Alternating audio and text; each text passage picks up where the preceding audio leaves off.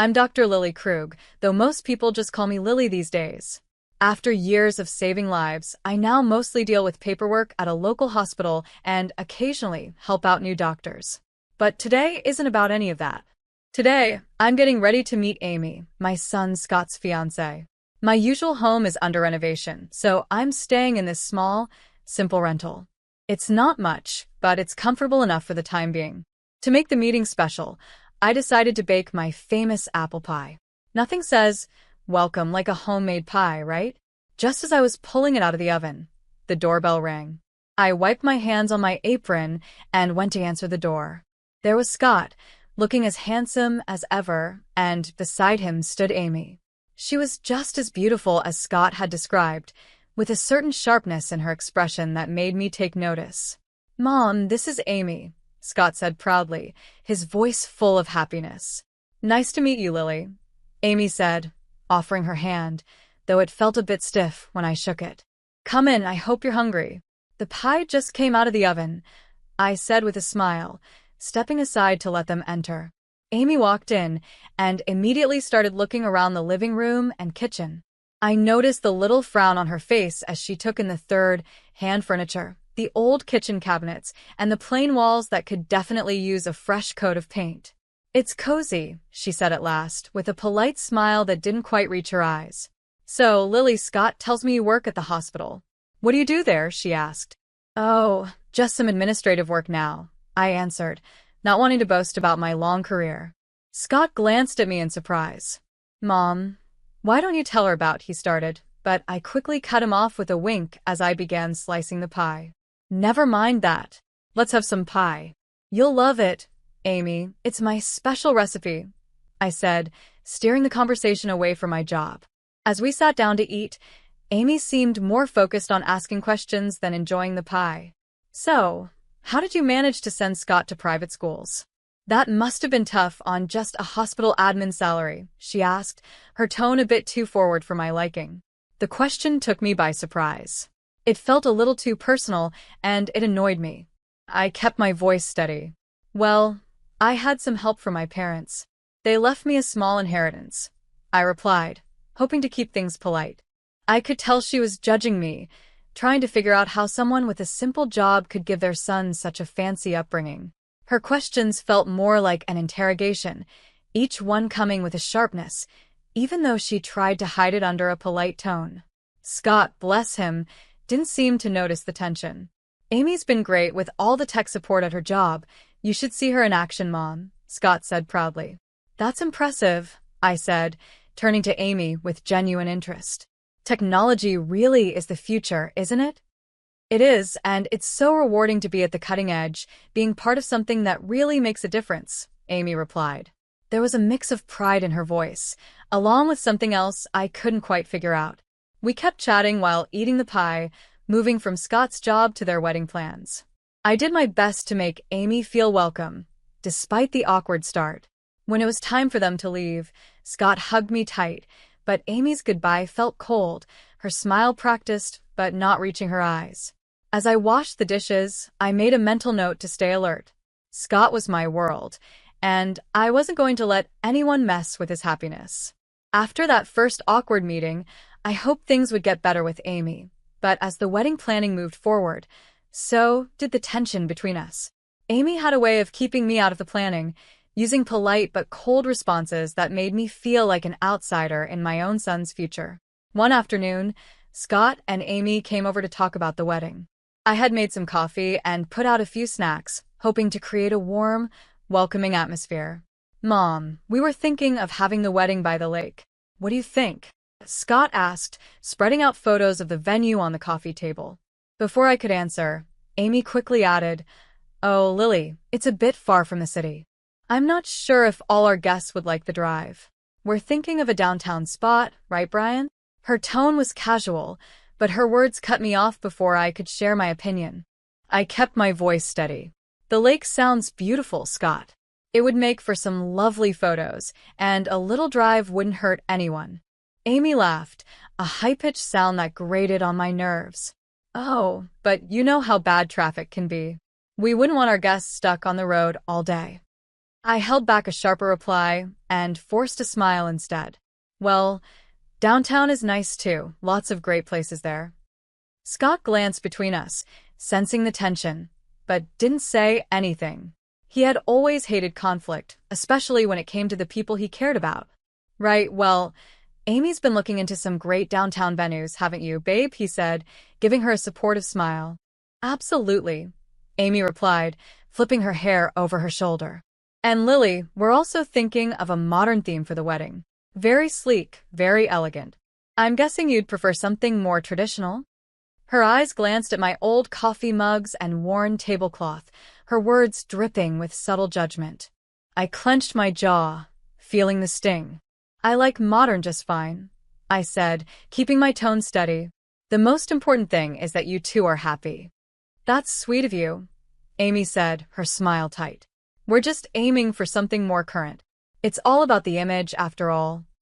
As they continued discussing wedding details, I nodded along, but my thoughts were elsewhere. Every word Amy said seemed to be pushing me further out, making it clear how little she valued my input or presence. After they left, the silence in my apartment felt heavier than usual. I was used to being alone, but this felt different. It was the feeling of being shut out of my own family. I poured myself a glass of wine and sat by the window, watching the streetlights flicker on. My heart was heavy with worry. I had always been the one Scott turned to for help, the one guiding him through life's challenges. Now, it felt like Amy was in control, steering him in a direction where I wasn't welcome. Just have to watch and wait, I muttered to myself, taking a sip. But I'm not giving up, not yet. It was Scott's birthday, and even though things had been tense between us, I wasn't going to miss my only son's celebration. Amy had taken over planning everything, and somehow, my invitation had gotten lost in the shuffle. But a mother's place is by her son's side, especially on his birthday. So I decided to go anyway. I arrived at Scott's house with a small, carefully wrapped gift in my hands. The house was full of life, with laughter and music spilling out through the door. Taking a deep breath, I rang the doorbell, my heart pounding in my chest. Crashing a party was one thing, but crashing your own son's party without an invite? That was another level. Amy opened the door, and her smile faded a little when she saw me. Lily, what a surprise. We weren't expecting you. Her words stung, but I held my composure. Wouldn't miss my son's birthday. Where's Scott? He's around somewhere, she said, stepping aside reluctantly. Well, come in, I guess. The house was decorated in shades of blue and gray, a sleek modern style that clearly had Amy's touch. I walked through groups of people, none of whom I knew. They were all Amy's friends, young and trendy, laughing and clinking their glasses together. Finally, I spotted Scott, chatting with some people who looked like his coworkers. Scott, I called, my voice trembling slightly. He turned, and his face lit up when he saw me. Mom. You made it. He excused himself and came over, giving me a big hug. I wouldn't miss it for the world, I said, handing him the gift. Happy birthday, honey. Thanks, Mom. I'm so glad you're here. He looked genuinely happy, but there was a bit of confusion in his eyes, like he was wondering why I'd say that. Just then, Amy appeared beside us, her smile tight. Scott, your friends were asking about you, she said, then turned to me. Can I get you a drink, Lily? No thanks, I'm fine, I replied, feeling out of place as she maintained her polite but distant attitude. As the evening went on, I tried to mingle, but Amy's friends were a close-knit group. Every conversation felt strained, and Amy often stepped in to either pull Scott away or take over the conversation with stories of her job and their future plans. At one point, I overheard Amy talking to a friend. Her voice was just loud enough for me to catch. Yeah, it's a bit awkward that she showed up. I didn't think she'd come, considering the vibe. Her words felt like a slap. I wasn't just uninvited, I was unwanted. My presence was making her uncomfortable, maybe even embarrassing her in front of her friends. The realization hit hard, and I found myself retreating to a quiet corner, holding a drink I didn't even remember accepting. A little while later, Scott found me alone, his brow furrowed. Mom, are you okay? You seem a bit off. I forced a smile, not wanting to spoil his day with my feelings. Just a bit tired, that's all. It's been a long day. Do you want to stay longer, or would you like me to drive you home?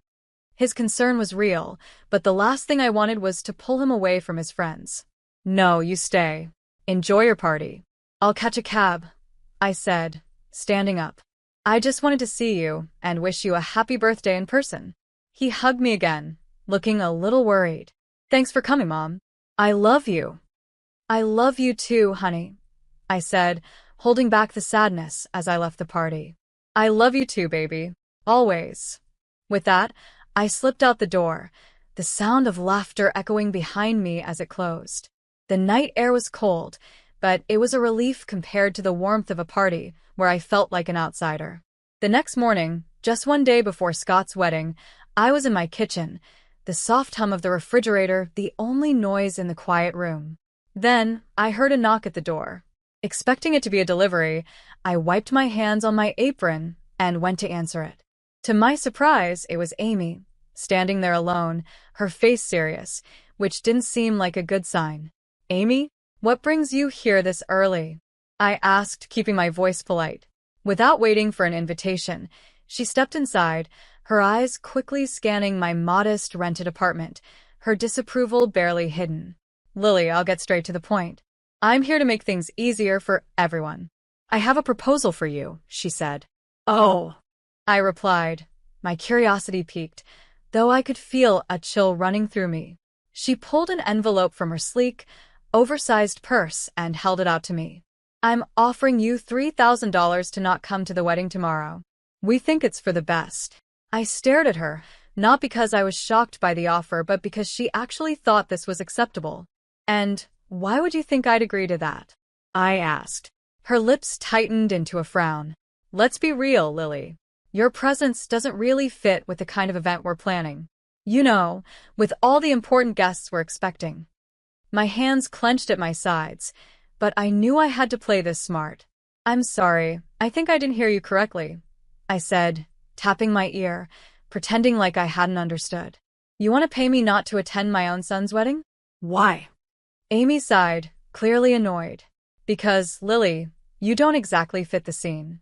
The way you dress, well, everything about you, it's just not up to the standard we're setting. We have very influential people coming, and we can't have you there looking like that. She paused, waiting for me to show some kind of hurt or give in. But I didn't. I stood tall, my resolve growing stronger. Go on, Amy. I'm listening, I said. With this money, she continued, waving the envelope in front of me, you could maybe fix up this place, or buy something nice for yourself later. You should be grateful I'm offering this. I almost laughed at her nerve. She thought this place was mine, and that I needed her charity to improve it. But I kept my face neutral, nodded, and took the envelope from her. All right, Amy, if that's what you really want, I said calmly. Her relief was obvious as she gave me a tight smile. Good. I'm glad you're being reasonable about this. After she left, I stood there, still holding the envelope, my thoughts racing. I gently closed the door behind her, my hands shaking with a mix of anger and adrenaline. I pulled out my phone and stopped the recording. Amy's cruel words were all there, clear and undeniable. I didn't waste any time and dialed Scott, my voice steady but urgent. Scott, can you come over right now? It's important. We need to talk about something serious. Sure, Mom, I'll be there as soon as I can. Is everything okay? His voice was filled with concern, sensing that something was wrong. Just come. We'll talk when you get here. When Scott arrived, he looked worried. He barely sat down before I said, listen to this, and played the recording of Amy's proposition. As he listened, the color drained from his face, and his expression turned to shock and hurt. Mom, I'm so sorry you had to hear that. I can't believe she'd say those things, he stammered after the recording ended. The wedding is tomorrow, Scott. What do you want to do? I asked, my voice calm but firm, letting him know the decision was his to make. He ran his hands through his hair, clearly frustrated and confused. I want to confront her, tell her it's over, and cancel the wedding. I can't marry someone who would do this. I held up my hand to stop him. If you do that now, everyone will see you as the bad guy, and she'll play the victim. We can't let her control the story. Scott paused, thinking over what I said. So, what do? We need to let everyone see her true colors. Let them hear the Amy I heard on this recording, I said, my voice calm but full of determination. He nodded slowly, understanding. Okay, Mom. I won't say anything to her yet. After Scott left, I made several phone calls to old friends and former patients, people who knew me well and had been part of my life because of the surgeries I had performed over the years. We talked about old times, and though I didn't give too many details, I hinted that I might need their support soon. Sitting back on the couch, I felt a mix of anxiety and resolve. Tomorrow would be a big day, one way or another. I was ready to stand up for my family and show everyone who Amy really was. This wasn't just about stopping a wedding. It was about protecting my son from a life of manipulation and lies. The wedding day arrived, and with it came a swirl of nerves and a sense of duty. Today would change everything, no matter what happened. As the guests began to settle into the beautifully decorated hall, whispering excitedly about the upcoming ceremony, I knew the truth would soon come to light. I braced myself for what was about to be the hardest thing I'd ever done. The plan was simple but powerful. Just before Amy and her father were supposed to make their grand entrance, a video about Amy and Scott's relationship was set to play. Instead, I had arranged with the AV technician to play the audio recording of Amy's cruel offer. My heart raced as the moment got closer, knowing how much impact it would have. As the guests chatted, waiting for the ceremony to begin, I gave a signal to the technician. The lights dimmed, and instead of the soft music of the couple's video, Amy's voice filled the room, loud and clear. I'm offering you $3,000 to not attend the wedding tomorrow. We think it's for the best. There was an instant reaction, a gasp from the crowd, followed by murmurs of confusion and shock. People looked around, trying to understand what they had just heard. Then, the doors opened for Amy's entrance with her father, the timing perfect. The room went silent as they walked in. Her father smiled and waved, unaware of what had just happened. But Amy's smile faded as she realized that all eyes were now on her, filled with judgment and suspicion. As they reached the front, I moved to the second part of the plan. The screen switched to a video montage of testimonials from respected city figures, colleagues, and patients. They spoke about my years as a skilled surgeon, the lives I had saved, and the positive impact I had made in the community. The contrast was striking proof of my life of service and respect, directly challenging Amy's earlier words about my character. Amy stood frozen, her face pale, as the video continued. The guests, now clearly against her, whispered among themselves, their looks ranging from pity to disdain. Amy's mother, sitting in the front row, had tears running down her face, her hands covering her mouth in shock. Amy's composure crumbled, her earlier confidence shattered. She had been exposed in front of the very people she had wanted to impress. As the video ended, the room fell into a heavy silence. The weight of what had just happened hung in the air, thick with broken expectations and hard truths. My son Scott took a deep breath and stepped up to the microphone, his face serious. Every eye in the room was on him, filled with curiosity and concern, waiting for what he would say next. I'm very sorry, Scott began, his voice echoing through the silent hall. But I didn't see the selfishness and arrogance of my bride sooner. He paused, looking out at the crowd with regret. I'm canceling the wedding, and I apologize to all of you for the inconvenience. Then he turned to me, his expression softening. Mom, I'm sorry. Thank you for everything you've done for me. Without you, I might have made the biggest mistake of my life.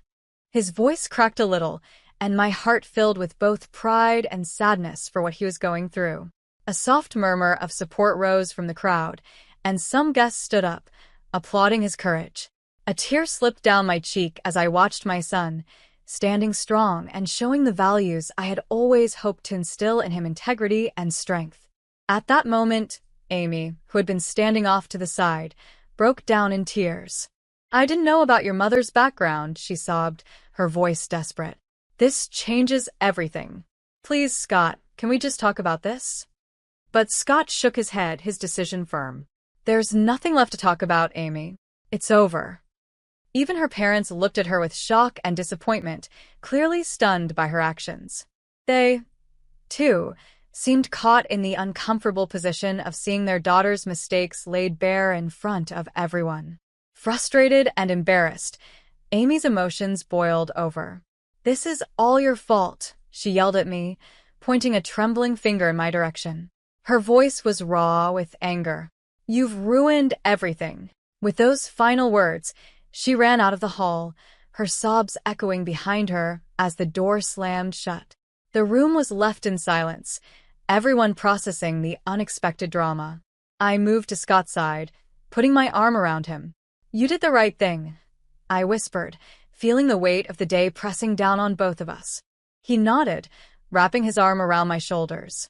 "Thanks, Mom. I couldn't have gotten through this without you." As the guests slowly began to leave, many offered quiet words of support or simply gave us a reassuring squeeze on the shoulder. I felt a mix of relief and deep sadness. The day didn't go how any of us expected, but truth and honesty won in the end. Scott was hurt, but he was free from a future that could have been much worse. After everything settled down, I finished the renovation of my house. It's beautiful now, a place full of peace and light, just like this new chapter of my life. 3 years have passed since that day. Amy, Scott's ex-fiancée, tried reaching out to me a few times, asking for forgiveness, but after everything, I just couldn't. I told her no each time. The last I heard, she lost her job. Her boss had been at the wedding and saw it all. She moved out of the city, and I don't know where she is now. In the meantime, life moved on in the best way possible. I retired from my hospital job, finally giving myself the break I deserved after so many years of work. Not long after, Scott met Janet. She's a wonderful person, kind and beautiful inside and out. They got married last spring, and it was the kind of wedding we had always dreamed of, full of love, laughter, and real happiness. Janet respects me deeply, and we've built a strong bond. It's such a joy to see Scott happy and in a relationship where they truly complement each other. Just the other day, during a quiet dinner at my house, Janet told me how much she appreciates our relationship. "Lily, I really admire how gracefully you've handled everything. I'm so grateful for how welcoming you've been," she said, her sincerity touching my heart. "I'm just thrilled to have you in the family, dear. You make my son happy, and that's all I could ever ask for," I replied, my voice thick with emotion. The kindness and love that now filled my home were a far cry from the silence it once held. It had truly become a home, ready for future gatherings and family celebrations. Feeling lighter and more adventurous than I had in years, I made a decision that even surprised me. I booked a trip around the world. It was something I'd always wanted to do, but kept putting off. Now, with everything falling into place, it seemed like the perfect time. When I told Scott and Janet, they were thrilled. "Mom, that's amazing. You've always talked about seeing the world," Scott said, his eyes lighting up. "And you've more than earned it," Janet added, giving me a hug. "We'll manage just fine here. Go make some amazing memories." So here I am, finalizing itineraries and packing my bags, ready to explore the places I've only read about or seen in pictures. It feels like I'm not just traveling to new countries, but also stepping into a new phase of life, one where I can simply enjoy and embrace the beauty of the world.